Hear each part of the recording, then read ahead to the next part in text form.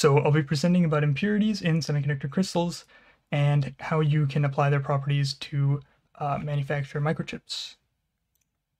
So using silicon as an example, here we have a silicon crystal structure.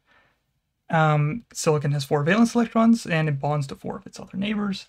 This creates a tetrahedral crystal structure, which we can use as the basis of explaining the properties of semiconductors.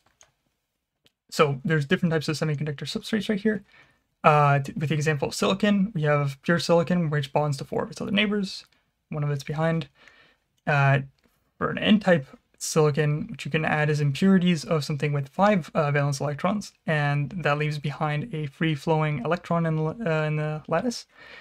And you have a P-type silicon, where you add something with 3 valence electrons, and you leave behind a hole in the lattice that sort of acts as a free-flowing positive charge. So what happens here is when the electrons finally meet the holes, you sort of create a depletion layer. There's no more free-flowing charges. All of them have been depleted, and the phosphorus here, for example, has more protons than it has electrons, and the boron has more electrons than it has protons. So you have a potential difference right here of voltage. So using that concept, what you can do is you can introduce a positive voltage to the P-type substrate, where positive electrons flow, or where holes flow rather, and that's going to eliminate the very top of the depletion layer as charges flow in to cancel out the local charges right here. And you'll also have charges that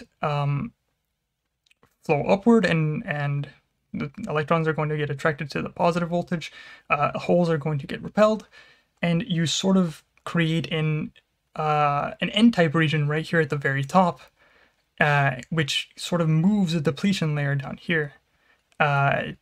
So this phenomena we call the inversion layer, and it's very important to this, which is MOSFETs.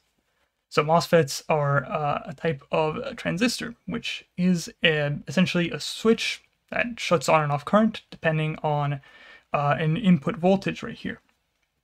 So by inducing that inversion layer right here between the two N-type regions, what you can do is sort of open a channel and close a channel for current to flow, depending on the voltage here at the what's called the gate.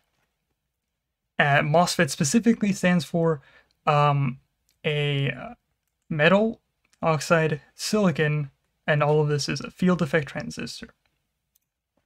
But to be able to apply all of that, what you need is photolithography, which is going to let you precisely add impurities where you want them, so you can actually take advantage of the nanoscale properties of the MOSFET.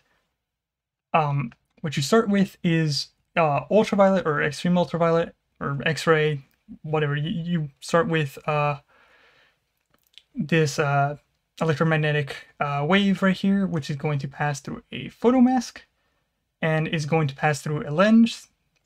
And the mask is going to sort of create a pattern which you want to inscribe onto the wafer. And this silicon wafer is coated with a polymer called photoresist, where the ultraviolet is going to sort of eat away at.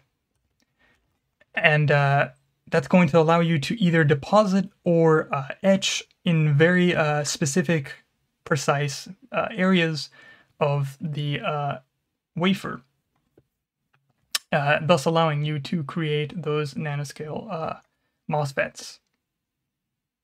And yeah, those are all the concepts for creating a MOSFET and the application of small scale impurities in semiconductor structures.